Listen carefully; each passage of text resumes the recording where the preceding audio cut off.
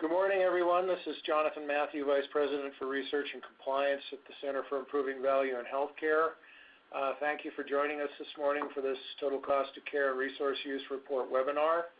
I'm joined by my colleague, Dr. Jay Want, MD, our CIVIC's Chief Medical Officer, and the purpose this morning, there's not an agenda on the screen, but we'll take you through a little bit of background on the what, why, and how of this information, and then Jay and I will have some back and forth and walk you through a sample report, and then we'll wrap up at the end with a couple of requests for input and an offer to provide or conduct face-to-face meetings with folks in your practice to delve into the results more deeply and so forth. So with that, let me start out by providing a bit of background, and Jay? Yeah, I'm actually going to start with the why and the bigger context of how this project actually originated. First of all, kudos to all of you who have decided to show up for the webinar this morning. You're among a very few that I think are kind of get why this is happening. But for those of you who are still not sure, I just wanted to kind of paint a context. I've been asked a lot since the election about how stuff actually changes. In terms of transparency and markets and that kind of thing, I have some people ask me that because I think they're hoping that all this will go away. My reading of the Republican plans that are out there, the Better Way by Paul Ryan and Tom Price's plan, the Indiana Medicaid expansion, all say that the Republicans are probably going to rely more, not less, on transparency and more on markets, not less on markets. So those of you who decided to show up this morning, again, I congratulate you because this is going to become more and more important. So to give you an example, MACRA, as many of you are becoming familiar with, passed earlier this year. It passed by about 10 to 1 in both the House and in the Senate. So this is not those initiatives and the movement toward bundled payment and total cost of care are not democratic ideas. They're ideas basically fostered because we're kind of out of money and we need to actually start to watch it now, along with the quality of care that people get, their access, and the overall patient experience. So with that, I'll turn it back to Jonathan to explain the details of this particular project. Thank you, Jay. So about 3 years ago, Elizabeth Mitchell at the Network for Regional Healthcare Improvement, based out of Portland, Maine, approached the Robert Wood Johnson Foundation and said, we want to leverage the power of the data that our members have, mostly all payer claims data, clinical information in some cases too, and implement this Health Partners NQF endorsed measure set, total cost of care and resource use measure set, and demonstrate that we can do this in a standardized way across multiple regions, that we can generate meaningful and actionable physician practice group level reports and distribute those to practices that meet a minimum attribution threshold, and again, generate measures in a standardized way such that meaningful comparisons can be made across multiple regions. And the Robert Wood Johnson Foundation was interested. The project started back in 2013 with 5 regions, of which Civic and Colorado were one. They were pleased enough with phase 1 of the project that they funded us for another 18 months.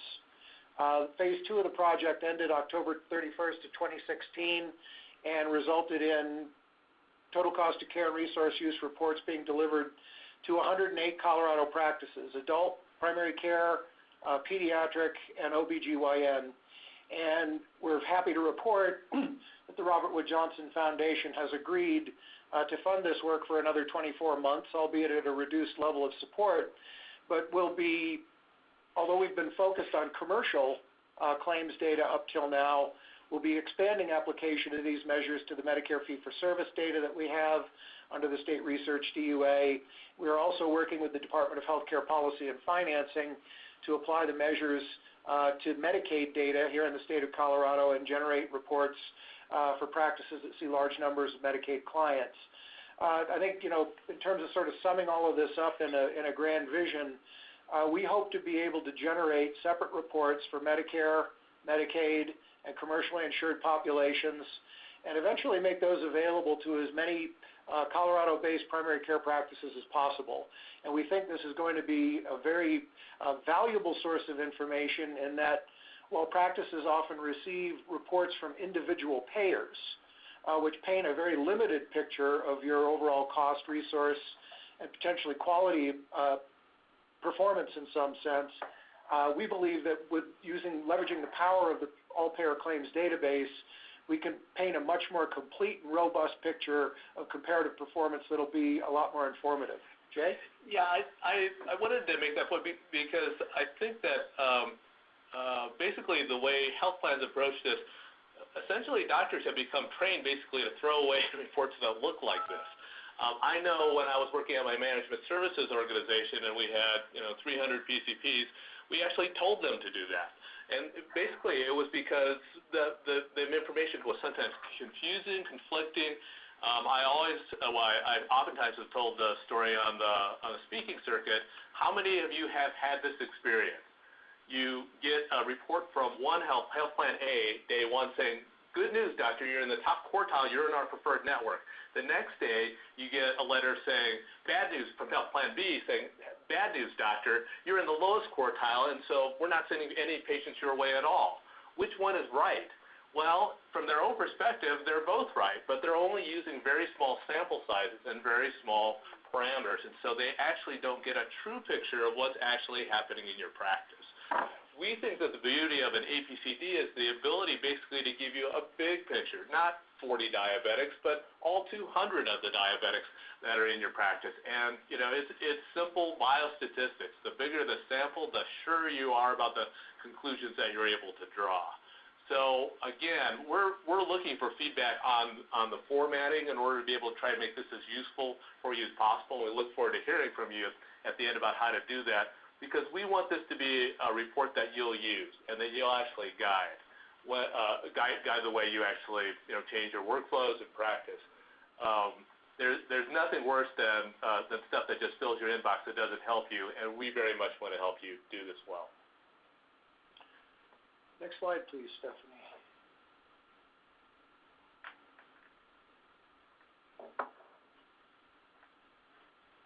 Okay, so I believe all of you on the phone, or most of you, received reports for 2013 or based on analysis of 2013 and 2014 calendar year data. In some cases, practices would have received a report for one versus the other. What you see on the screen right now is sort of the general practice description of the overview information included on page 1 of the report. And I'll just briefly walk through some of the technical details of what's on the screen there at the top of the page. The average PMPM is a statewide average calculated across all patients included in the analysis. And so the numbers you see in the average PMPM category in professional and outpatient, ERED, which is a subset of outpatient, inpatient pharmacy, and overall, that's the average spending per member per month across all patients reflected in the analysis. The practice PMPM has a similar explanation, except it's patients attributed to your specific practice. And the practice PMPM is risk adjusted. So an average risk score is calculated for patients attributed to your practice for purposes of this analysis. Information on how that average risk score compares to the normalized statewide average is sort of in the lower right of the screen.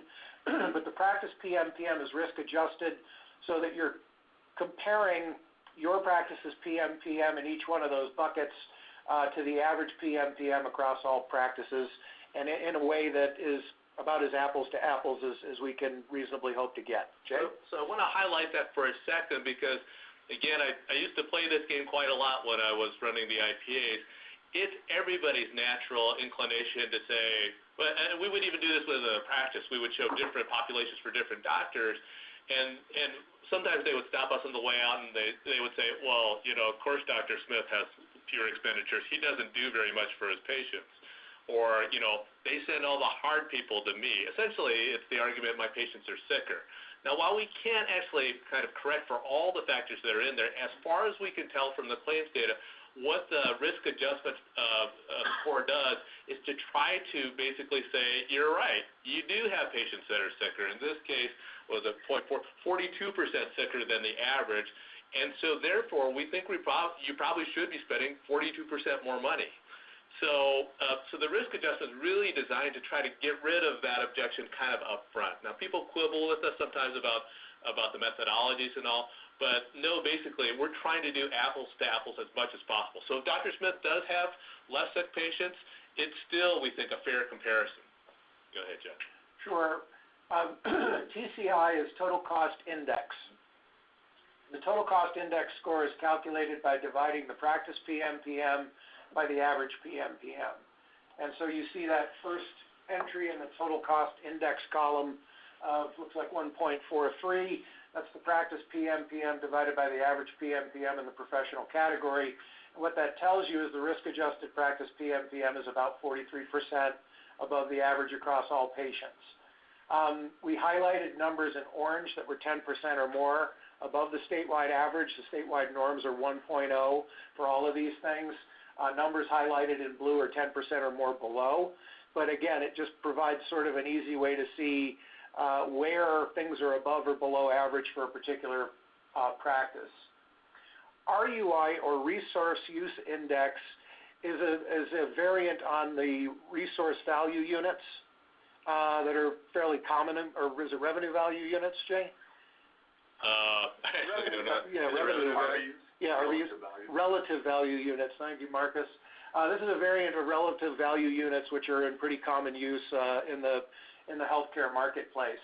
What RUI does is it applies standard pricing to services in all of these different categories, and it is intended to be a measure of resource intensity or resource use. And so continuing with the previous example, looks like the RUI in the professional category is 1.5. That tells you that resource use in this category for patients attributed to this practice on average consumes about 50% more resources than we see across all patients included in the analysis. And then PI, or price index, is just TCI divided by RUI, and that's intended to provide a sense of the degree to which prices are driving what you see. And as RUI is slightly larger than TCI in this professional category, the price index is slightly less than 1, and that tells you that it's really more a matter of resource use driving the overall total cost of care result than it is prices. And Jay has a really great shopping cart analogy to try and put a more practical spin on this. So Jonathan's an economist, and so all this stuff is pretty easy for him. I generally have to translate this stuff that I can understand. So this is the way I think about it.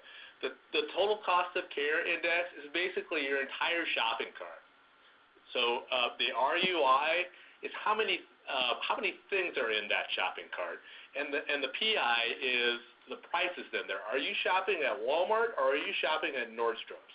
So if you have a very high PI, it means that wherever you're shopping, your local hospital, your radiology, outpatient center, or whatever, it's kind of expensive. Now, this is not the way we're used to thinking about things in medicine, because we all know almost none of the prices. It's a weird system where you buy stuff for people without ever knowing what it costs.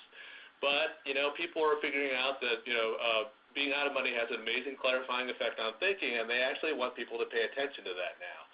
So in simpler terms, you can take those abbreviations at the top, and you can just translate it to total cost, how much stuff I buy, and how much on average does each thing cost. So the RUI is how many things are in the basket, and then the PI is basically are the prices on each one of those items higher or lower than average. And so as Jonathan said, it looks like for this particular practice, they're kind of bright Broncos orange on all the total cost categories. Why are they more expensive than average, even after correcting for how sick people are in their population? Well, it looks like most of it is just the amount of stuff that's being used. There is one category, it looks like ED, where the ED is more expensive. So that's a pretty high-priced ED you're using, but everything else is pretty normal. So so this is really important as you decide, basically, if you become held accountable by a health plan for how much you spend in total for your population, you want to know, does it mean I order too much stuff, or does it mean I'm shopping in the wrong places? This one says that you're probably shopping in okay places, but maybe you need to think about I don't know how many MRIs you order, or do you really need to refer everybody with back pain to the orthopedic surgeon? That's really in the amount of stuff in the basket category and not in the, gee, I'm shopping at Nordstrom's versus Walmart. So. Great, and I love the shopping cart analogy. I think that works really well in this context. So you have a high-level view here of how spending, resource use, and prices look for patients attributed to your practice relative to broader norms, or the average across all patients reflected in the analysis. We provide drill down on the next couple of pages of the report, but you get a sense of how the average age of your patients compares to the average of all patients. You get a sense of how the gender breakdown looks, and so forth. Information that's also included on page 1 of your report that we haven't summarized in a slide here is how the prevalence of chronic disease in the population attributed to your practice compares to the broader averages, and we won't go into detail on that here, but next slide, please. This is an example of a place where you can help us basically with feedback, though. So do you care if your population is older or younger so long as we've corrected for how sick they are? I mean, it's an open question for us. Is that useful for you or not? I mean, basically, what we want to try to do with these reports is to distill them down to the bare essential stuff that you actually need in order to be able to take action. Everything else, in my mind, from my experience with IPAs, is noise. And docs do not like noise. They don't have time. They're on roller skates with their hair on fire. They want to see basically, bing, bang, I need to take action on this. So tell us how to make this better at the end. Okay, John.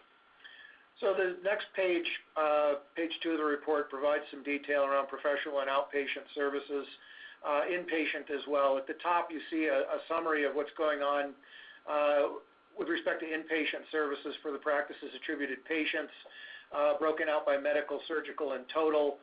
A little deeper into the report, there's some detail on most common surgical and non-surgical DRGs. Which provides a little bit of additional insight into utilization rates of different types of common inpatient procedures within your patient panel compared to the averages. A couple of things here. Again, as Jay noted on the main page, there's not a whole lot in terms of high prices going on here in the inpatient category, but especially in the surgical category, and this influences the overall result or the total result. There's some pretty high resource use happening there. Now again, when we look at those DRGs, you can see which ones are driving that, and maybe those results are justified, especially because the practice had a much higher average risk score for its attributed patients than others. Back on the first page. Yeah, but isn't the RUI actually correct for that? The RUI will correct for that to some degree, but again, it's looking at utilization of services, which is higher for this. Even after risk adjustment, it stands out a bit. Okay. One of the things that we'll be doing in future iterations of the report, and we're interested in how much deeper you might find it useful for us to go in terms of inpatient services. But in the next iteration of this report, and we're running these on 2015 commercial claims data over the next couple of months, is we'll be splitting out professional and outpatient into 2 separate buckets. Civic is in the process of switching to a new data manager that will be processing our data a little different in some key ways, one of which is that we will be able to separate professional and outpatient into their own respective buckets, and we'll also be able to provide some additional detail around primary versus specialty care and how use of services in a primary care setting compares to broader averages, same story in specialty care. So right now, because of the way our data is currently processed, we had to lump those 2 things together. But it's a similar story. You have the statewide average PMPMs, you have the practice-specific risk-adjusted PMPMs, and then you can see how those things translate into total cost, resource use, and overall price index or the components of the shopping cart. So why don't you just focus on the top box for just a second, and let's just walk through this for a minute. What this shows you is that, let's say inpatient is a particularly orange area on your first page. You're probably wondering at that point, well, why is that? Well, it says here basically that it's not the medical admissions, it's the surgical admissions, and basically the the amount of stuff basically that gets done around your surgical admits versus your medical admits.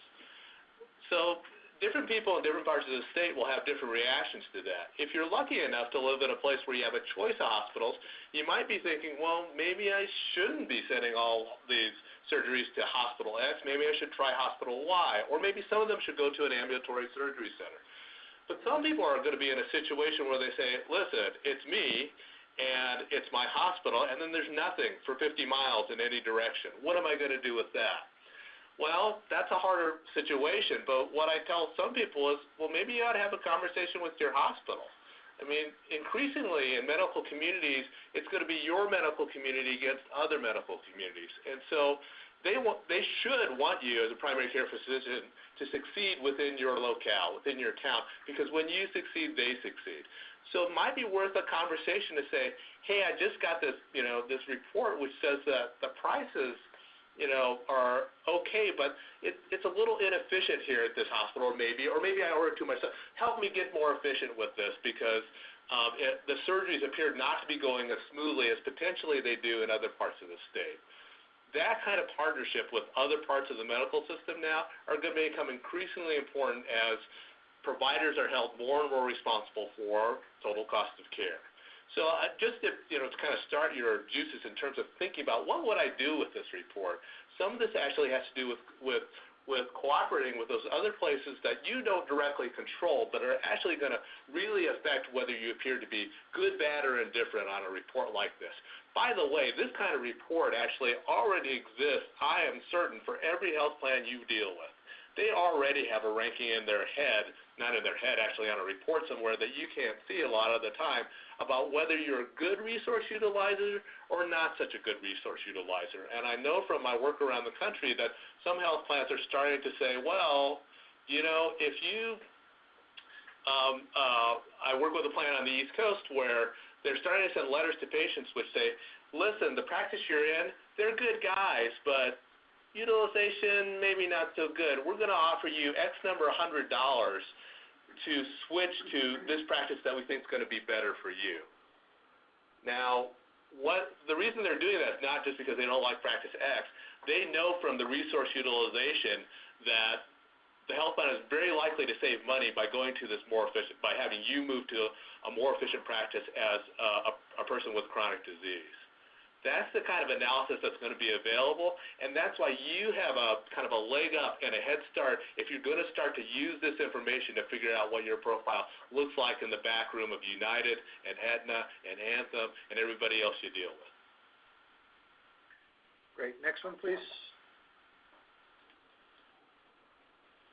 Here's a little bit of detail around radiology. Again, we would like input on the extent to which this is useful and where we might enhance the value of what's happening here. One of the things that we plan to include in future iterations of the report are some of the usual administrative or procedural claims-based quality measures. So appropriate imaging for lower back pain is something that we're developing and that we'll be including in this report in the future. Some other examples of that are preventive screening for colorectal, cervical, and breast cancer. A1C screening rates for diabetics, along with some other sort of, again, usual suspects around diabetes treatment. Some regions have included a multi-dimensional measure of comprehensive diabetes care and those kinds of things. So you don't see any quality measures in the current iteration of the report. You'll begin to see some quality measures in the next version. But here, across a couple of common imaging categories, similar information. The average PMPMs across all patients in the analysis, your risk-adjusted practice PMPMs, total cost index and resource use index information. Again, pretty much the prices, according to the price index calculation, are right in line with everyone else statewide, a little lower, more than 10% below that figure for the CAT scan. But it appears to be resource use that's driving the overall result and the result in particular categories. All right, next one, please. This is the top 10 professional diagnoses, rates per 1,000 patients, and so you get a sense from this report of how utilization in your patients, according to these top DX codes, compares to the broader averages. A couple of categories stand out here. It looks a little different for every practice, but again, this gives you a sense of how utilization of these professional services compares to the broader measures. And we had top professional diagnoses. We'll be doing this for outpatient diagnoses as well. That information, I think, will be more informative when we're able to more effectively split out those two categories of services. Next, please. So what's the difference? What's that? So you said that we're going to be able to do professional. What was the other category? It's really outpatient and professional. I see. Okay. So it's a setting of care. Where is the care provided? Is it provided in a facility that's affiliated or associated with, Okay. or located in a hospital, which is the outpatient piece, Okay. or are they services provided in a more traditional medical office, which is the professional piece? I just want to clarify that because sometimes for docs it sounds the same. Basically, I am outpatient, aren't I? And that's, but you're using a technical designation. When we say professional, we mean doctor's office. When we say outpatient, we mean hospital outpatient department, correct? Yes, and Marcus, that's determined in the claims data by a facility code being included on the claim form generally, or the type of form. Okay. Yeah, so in a future iteration, we might actually clarify that for people, We basically. will clarify that for people. Doctor's office versus hospital outpatient. Okay, go ahead. Exactly. Sorry about that. No worries. That's an important clarification. Thank you. The other thing we provided in the report, I'm only showing, actually, there will be both examples here. How does utilization in the top non-surgical DRG categories compare to that of broader statewide averages? And this screen gives you a sense of that. Next one, Stephanie, please. And here's the same or similar information for the top 10 surgical inpatient DRGs. Again, these are rates per 1,000 patients. It's a little bit of an artificial construct for practices with fewer than 1,000 patients in these categories, which pretty much almost everybody will. But again, it provides a consistent basis for comparison. This may account for some of the inpatient results that we saw earlier. This practice's patients have knee replacements on average at a rate that's twice as high as the statewide average. That kind of points major, small, and large bowel procedures is many times the statewide average, and you see a couple of other categories where this practice really stands out. They would apparently see some sicker patients that have a lot of surgeries, and there may or may not be very good reasons for that, but that doesn't preclude the conversation that Jay mentioned earlier. You might have a conversation with your local hospital and say, hey, is there something we can do to help control the resource use or the costs in this particular category? So you back up the slide, Steph? So just getting the gestalt on these two slides, I mean, from looking at these back when I was doing the IPA thing, that first category, esophagitis, gastroenteritis, and miscellaneous digestive disorders, it jumps out just because the resource use is so much higher, basically, in rate per 1,000. So if I'm reading this report as a practitioner, I've made a mental note at this point, need to speak with the gastroenterologist at the hospital, because it looks like potentially everybody doesn't scope everything that walks in the door at other places around the state, but that might be happening with my gastroenterologist. Next slide. And then I get down to major joint replacement or reattachment of lower extremity. I bet there's 99.9% replacement and not reattachment. But that's pretty, again, at rates per 1,000, it's double. I mean, it's double one place. And this is a place, I mean, don't get me wrong, the gastroenterology thing, I mean, that's a big thing. Not because each EGD is so expensive. It's $1,000, $2,000, maybe $3,000. But there are a lot of them, right? I mean, you can do that all day long. In fact, I have a friend who used to work in a gastroenterology practice, and he said, 70% of our revenues come from the procedures. So guess what we focus on?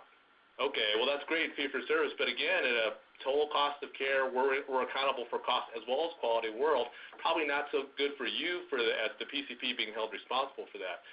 The second slide showing major joint replacement, that's not going to happen as frequently as an EGD, but boy, when it happens, is it expensive, right? I mean, if each one costs $50,000 versus $25,000, or they do twice as many on people who, may not actually need the knee replacement right now, that impacts your score. And so this again points up a place where it might be good to have a conversation with the people who are basically producing the inputs into what your cost and what your score looks like. Maybe there should be a protocol in terms of knee pain or back pain or hip pain that you share with your orthopedist to make sure only those people who really, actually need the procedure actually get it.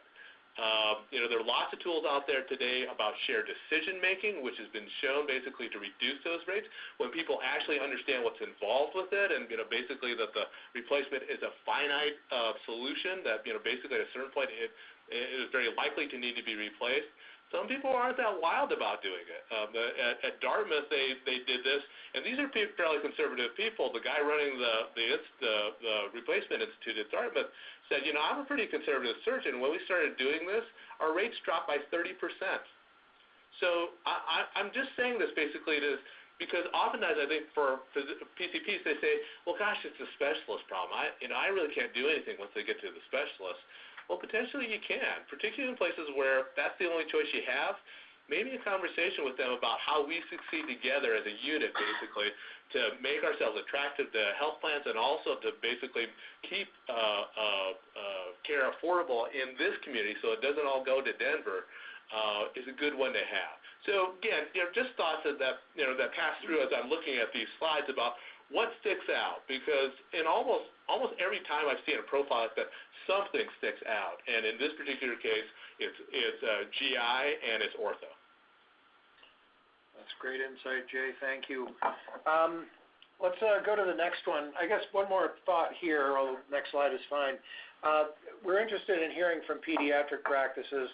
Obviously, the top 10 professional, outpatient, surgical, and non-surgical codes look different in a pediatric population, and we'd be really interested in hearing from any of the pediatric practices on the phone about your thoughts on how useful the information is that's in the current iteration of the report, and how we might go about changing that in the future to make that information more meaningful for pediatric practices specifically. And a more general statement there, we're very, very interested in hearing feedback from any and all practices about the usefulness of the reports and the information such as it is, and your ideas for improving or creating additional value in these reports going forward. The prescription drug data, again, you get a sense of how your generic prescribing rate compares to average, and the practice rate here is a few percent and 5% below the average rate for all patients reflected in the analysis. You get some sense of how branded, generic, and total prescribing compares from a cost perspective to broader averages. Again, prices are very much in line for this practice with statewide norms, but resource use and total costs are high. And again, the white space in that price index column tells you it's utilization rates that are driving the overall result. In the future, and as part of the switch to our new data manager, we will have drugs grouped by therapeutic classes. So we'll be presenting similar results for the top 5 or 10 therapeutic classes. One of the regions participating in phases 1 and 2 of this project worked with providers to come up with a definition of high-cost pharmacy, and providers in their area found it particularly enlightening to see how their use of high-cost pharmacy based on the mutually agreed upon definition compared to that of their peers. And so we'll be adding those things on future iterations of the report. I want to point out in this particular slide that this is not necessarily a bad report. We've talked about the orange thing kind of not being good in all the other utilization categories. There is a reasonably well-founded theory that as you get your patients under better control, pharmacy probably should go up. Again, from my IPA experience, some of our better practices had very high prescription utilization rates, but they had low hospitalization. When people stay on diabetes medications, they don't show up in the ER. So I want to caution against kind of interpreting that everything orange is bad. This may be a very good practice and a very good result because they have good adherence from the patients on their drugs, and they're using lots of drugs basically in substitution for much more expensive things like hospitalization. All right, next please. And then finally, this or next to finally, this scatter plot provides some insight on how a practice compares to the statewide norms in terms of resource use and prices. So price index is along the horizontal axis, resource use index along the vertical. X marks the spot, or the intersection of the two solid lines is the normalized statewide average 1-1. And again, a practice can see how they compare to other practices. Each circle in the diagram represents an ordered pair, which represents the practice's overall RUI and PI combination. You can see this practice highlighted in orange is high on resource use, but relatively low on prices. You know, ideally, you want to be, or we'd like to see practices down in that lower left-hand quadrant with low resource use or delivering highly efficient care relative to everybody else and at relatively low prices.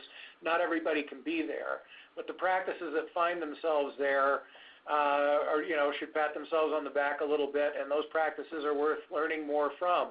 How do you do it? How are you keeping costs low, and how are you providing care to your patients in a way that's efficient?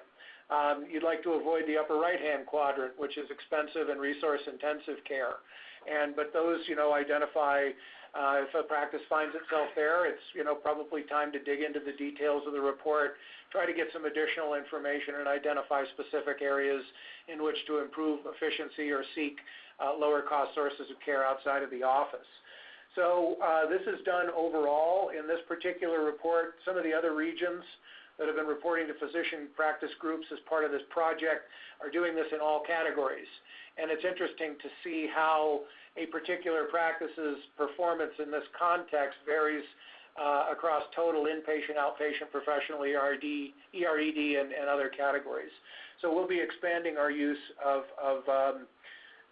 this device too, or this mechanism for relating information to some of those other service categories. And I believe go ahead, Jay. So just to review, again, I simplify this because that's the way my brain works. Lower left-hand corner is good, upper right-hand corner, in general, bad. So the people in the lower left-hand corner, not only are they shopping at Target or Walmart instead of Nordstrom, they're also working pretty well with their partners in order to be able to make sure that what's in the shopping cart is exactly what's needed and no more, basically. They've actually gotten the stuff that they absolutely need in order to be able to take great care of their patients, but there isn't a lot of extra that just happened because the systems were bad. People in the upper right-hand corner maybe shopping at a little more expensive place, and they may be less, kind of good at partnering with their hospital or with their specialist in order to be efficient, in order to be able to show up toward the lower left-hand corner. Yeah, and one way to think about that too might be instead of getting the big cart at the grocery store, you get the smaller one. Yeah. And you can't put as much stuff in it. I don't know. Next slide, please, Stephanie. And for folks on the phone, we see your questions, and we will open it up to questions here just in a couple of minutes. I just kind of want to make a couple of closing points, and then Stephanie will start the question portion of the program. So, I think one key point. This is only the beginning. In April of 2015, we released reports. They were really bare bones compared to what you see here, but we released reports based on phase 1 of the project to about 50 practices. We were able in phase 2 to roughly double the number of patients we could attribute to practices, and we slightly more than doubled the number of practices receiving reports, and we fleshed out those reports and provided a lot more detail, but we still view this as being, maybe the toddler stage. We know we still have a long way to go in terms of making these reports actionable and useful and applying them to multiple payer types and so forth, and we'll need your help to really really define that and get the reports to where they need to be here over the next year or so. Again, I mentioned we have another 24 months of funding to support this work from our WJF. It'll support extension of the reports to Medicare data, and I mentioned we're also working with the Department of Healthcare Policy and Financing under our agreement with them to apply the measures to Medicaid as well. Again, we'll be adding that primary versus specialty care detail. We'll be separating outpatient and professional services. We'll be providing additional richness in the RX or prescription drug category. And again, I'll ask again for your input, your feedback on how we make this information more powerful and actionable for your practice. One of the things we're excited about, we've been talking to the Medical Society and others about this a little bit. How do we help, and Jay alluded to this earlier, how do we help practices who see large numbers of Medicare patients navigate the implementation of MACRA and qualify or understand where opportunities might be related to alternative payment methods. And, we've made this offer in the initial outreach letters, on the letters that went out with the reports, and in the follow-up letter that went out about a week and a half ago. But Civic staff is very happy to come to your location or set up a virtual meeting and walk you through your own practice's report in a face-to-face, one-on-one kind of way. And we've had a couple of people take us up on that offer, and we'll be setting up sometimes to have those discussions. But we encourage everyone who's interested and received one of these reports to please give us a shout at the totalcostofcare@civic.org email address and let us know, and we'll be back in touch with you and happy to set up a face-to-face meeting. Just to amplify on the MACRA and the Medicare point, I mean, Medicare, I understand, has an existing report, the QRUR, which looks somewhat like this, right? I mean, you get a quality score, you get a cost score. Just to state the obvious, Medicare is one of those payers that is actually already has this data, it is already analyzing it, and already trying to figure out who the best providers are from their perspective. We're not fighting with that report, and we think more information is better. But we think that our report probably is complementary to that, and that you get to see what happens in all of your lines of business, basically, eventually, so that because we know basically from other data that particularly with cost data, because Medicare prices are kind of fixed by Medicare. If you're a high-cost provider in one line of business, you're not necessarily a high-cost provider in another line of business. We think the ability to kind of see all your lines of business probably gives you the most complete picture of how you're going to be viewed by a payer, irrespective of what sector they come from. Yeah, and specifically with respect to the QRUR reports, I'm glad you brought that up, Jay. They are at the level of TINs or tax ID numbers. Okay. We can get more granular in our reporting than the QRURs, which are reported at the level of TINs. The other thing that I think where we can add some value and be interested in hearing feedback from people on this is that the QRUR reports provide comparisons to national benchmarks. And we can get statewide benchmarks, we can get regional and sub-regional benchmarks, and provide what's lovely to know how you compare to physicians nationally. Yeah. In terms of your cost, resource use, and quality performance for Medicare beneficiaries. I think it's probably a lot more valuable to know how you compare to other Colorado employer or other Colorado provider groups, and specifically for groups here in the Denver metro area, how you look relative to the Denver metropolitan average. Absolutely. So those are two areas that we've identified where we think we can provide additional value above and beyond the QRURs that are currently coming out of CMS. All right. We have several questions. We have some that are a little bit more weedy and other that are larger, high-level views. I'm going to kind of start in the weeds for our practices on the phone. So we have a question about multi-specialty performance for single specialty groups. Any obvious difference? The reports as they are don't really address that in a meaningful way. This is focused on primary care, and we don't yet include detail on primary versus specialty services. So again, there's not really any insight that a practice can currently glean from this regarding how their specialty care referral patterns compare to those of broader averages or other practices, but we intend to add that in future iterations of the report, in fact, in the next iteration of the report. And basically where that starts is a practice will be able to see in the next reports how their utilization rates per thousand for primary care compare to the broader averages, and how their utilization rates per thousand for specialty services compare, and then you'll be able to see that broken out by a couple of key categories: cardio, endocrinology, et cetera. So we're working toward that. We weren't able to implement that in time for this release of information, but that's coming. So I can't tell exactly if you're talking about different primary care specialties together, or whether you're talking about a large multi-specialty group. But let me try to address it just kind of in a global fashion. So from my experience with working with the plan on the East Coast, there isn't a clear kind of dividing line between multi-specialty groups and single specialty groups in terms of performance, i.e. if you just have a whole practice full family practitioners versus FPs, family medicine docs versus internists versus pediatricians, there doesn't seem to be a clear distinction.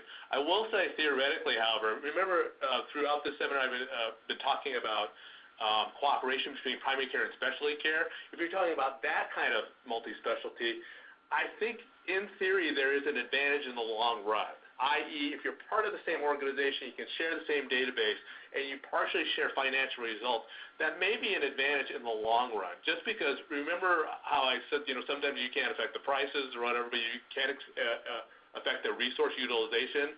It's easier when it's your orthopedist. Now, it can be harder if it's your orthopedist, if they're terribly resistant to this, but organizationally, if you're in a large multi-specialty group that's trying to cooperate in order to be able to create, a manageable total cost of care with high quality, it sometimes is easier if you're in the same organization. All right. We also have a pediatric practice. Cool. With substantial Medicaid members, and they are wondering about how a hospitalis role, only admitting pediatrics for their region, might impact their data. Hospitalist, right? Hospitalist? Yeah. Okay, so this is a movement that's been going on for decades to 2 decades at this point, and I got to tell you that hospitals and the experience in general has had multiple effects, some good and some bad. I mean, the bad part is that when primary care stopped going to hospitals, they kind of lost contact with specialty care. And again, the theme running through this of cooperation between primary care and specialty care actually makes for good resource utilization. That's kind of what you give up. Now, that's the hospitals movement is partially happened because it, on the surface looks more efficient, right? You don't have to drive between your office and the hospital, and you don't have to switch gears, and I think it can work, but it probably depends on exquisitely good communication between the hospital's team and the primary care team. If it's a simple kind of here's a set of names, and I hope you get around to them and tell me if there's anything wrong. The experience in the late 90s and the early 2000s when we were doing that was that probably deteriorated care. It actually probably didn't serve everybody best. It did serve productivity, but there were costs in other ways. So I would say if you can maintain a good relationship and a pretty good working relationship with the hospital's team as an outpatient practice, it may be a reasonable move. But the key is not to lose that communication and that touch on your hospitalized patients by simply kind of handing off and in some ways kind of dumping it to the hospitals. All right, on to another high-level question. One listener is asking if you guys know of any examples when health plans have used total cost of care in lieu of its own data for network contracting and or performance evaluation decisions. Not that I'm aware of yet, but among the original Phase 1 grant, there were 5 states participating. That expanded to 7 in Phase 2, and now we're up to about 11 states, regions participating. But over the last 3 years, as people have caught on to the fact that this information is going to be very important going forward and that it exists at all, there's been interest from beyond the physician-provider community in having access to this information and using it for different purposes. And specifically, employer purchasers are becoming interested in understanding this information as they build networks or try to determine how to put in place incentives that encourage employees, patients, what have you, to seek high-value sources of care. And, the payers are becoming more and more interested in terms of understanding relative costs and resource use performance because, that obviously has an impact on the bottom line. So I don't know of any specific examples yet. We have heard interest from those types of stakeholder groups, and I think that's probably coming in the future, although there'll have to be some very robust conversations about appropriate uses and releases of this information to support those broader purposes. Yeah, I don't have any data on this particular question.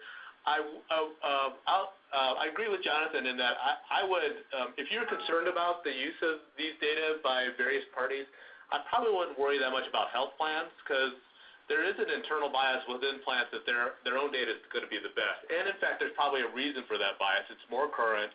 They get to manipulate it any way they want, and they can add particular variables that we can't, basically, i.e., customer satisfaction or patient satisfaction. They probably have good polling data on that we won't have access to in the immediate short term. The more concerning, if you're worried about being ranked and rated, I think would be the scenario that Jonathan painted, which is the employer. So if the employer basically, they arm wrestle with the health plans in terms of being able to get as much of the health plan's data as possible to make those kinds of decisions, I can see an employer basically using this kind of data in order to be able to start to affect benefit design to steer people to one practice versus another, one imaging center versus another. I think there are examples around the country where, not with this particular data set, but with other data sets that they're already starting to do that. Castlight basically provides a service to many of the Fortune 500 in order to be able to do exactly that. I will add, much smaller sample sizes than we're using at this point. So they may be going on 12 cases basically for one radiology center to say, Jesus, these people are too high cost, we're never using them again. So when I talk to practitioners about this, the fact that people are going to analyze data sets like this, that horse is out of the barn. I mean, you're not going to prevent that from happening. The question is, how do you have enough information in order to be able to argue the point when it comes down to contracting with a particular plan? You want the largest, most robust data set possible to say, listen, my confidence intervals are smaller than yours, and they show me to actually be a pretty decent provider. All right, we're getting some really great questions, and unfortunately we, of course, can't address all of them. So I want to encourage everybody to reach out to us if we don't touch on your question, and we're happy to engage with you offline and in person. So we have one listener who really loves the shopping cart analogy, and they want to know how we can accomplish transparency and get patient and industry cooperation. Transparency being the number one block to all cost-based issues. So how can they push for more transparency? Yes. How can accomplish the transparency necessary to make the changes? Oh, well, that's a really good question. At a high level, Civic will be reintroducing the public website in the early middle part of 2017.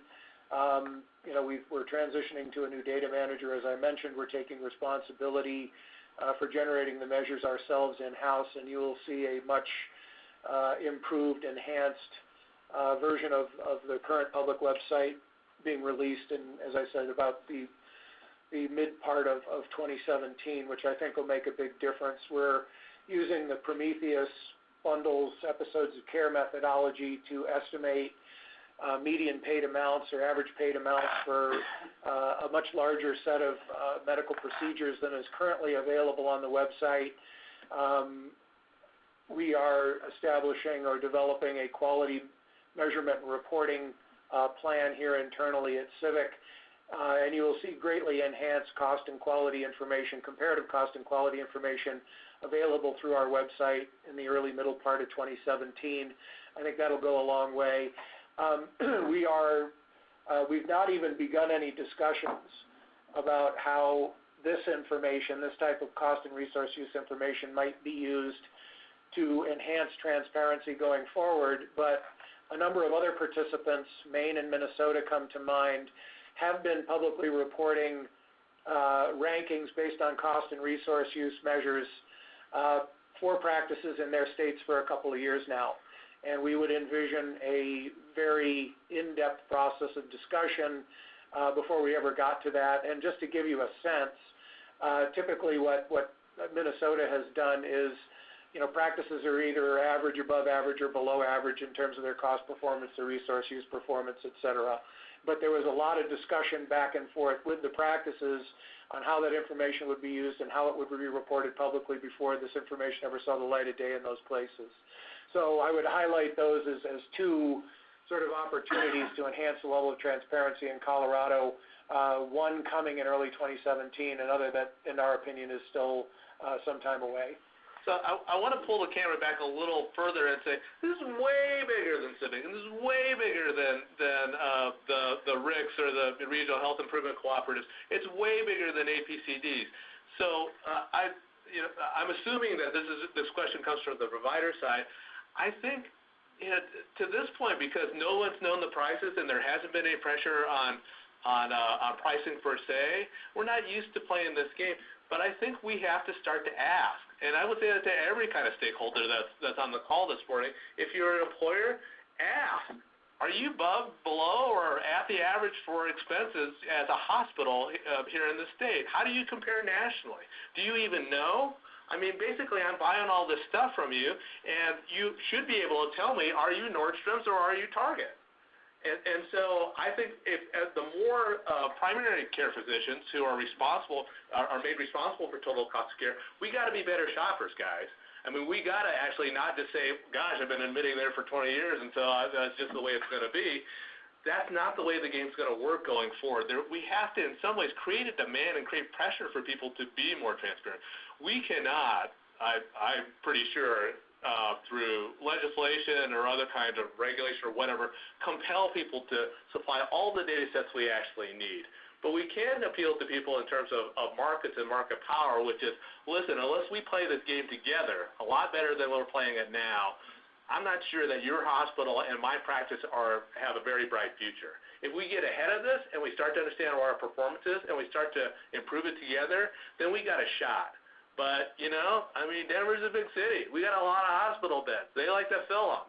So if you're in any other place but Denver, guess what? You get to compete with people who have lots of capital and lots of opportunity to do this. And this is, for better or worse, this is what America is asking for at this point, is for us to actually start working like everything else they buy, which is compete for my business, satisfy me as a customer, give me a decent price, and by God, you better give me a decent experience at the same time. So I say, if you want transparency, ask for it. In fact, demand it of your partners and of yourself. So I think we're going to do one more. One more question? All right. There is a question about how to get enough detail in the data to have actionable items. That's a current problem, and they're trying to chase down several different vendors with no resources. Yeah, I would just say that, again, the reports as they stand now represent a big improvement over our first attempt. We realize that we still have a long way to go, and we'll try to provide additional transparency going forward. A couple of capabilities that we envision moving forward is the ability of practices to look at the list of patients attributed to their practice for purposes of generating these reports, to get a sense of how many patients do we have, how many of those patients are accurately attributed, how many may not be, how many patients are missing, that sort of thing. We always have the ability, once these reports are generated, to go deeper into the data and address specific questions on behalf of practices. There's a tremendous richness and volume of data there. We can't possibly analyze it all and put it in practice level reports, but we do have the ability to go deeper and beyond the reports. So this is a great last question because, this is the layer of the onion that we're at, is that lots of people now have lots of data as the result of Moore's Law, and some people get deluded into thinking the more you pack into a report, the better it is. It turns out that the opposite is true, and every practitioner on the phone knows that. That basically, if somebody drops 17 pages on your desk and there's no executive summary, you hand it to one of two places, your office manager or the circular file. So I think vendors are going to get better at this, but I got to tell you, here at Civic, we just had to come to Jesus to say, listen, if nobody reads this stuff, it doesn't matter. There is no point to this. So this is where you can help us. I mean, as we meet with you and go around the state to talk about how we get useful, I want this to be useful to every single practitioner within 60 seconds of seeing the first page. I want everybody to be able to say, gosh, am I doing well or am I not doing well? You guys can help us do that simply by expressing, the relatively brief attention span that we actually have as practitioners.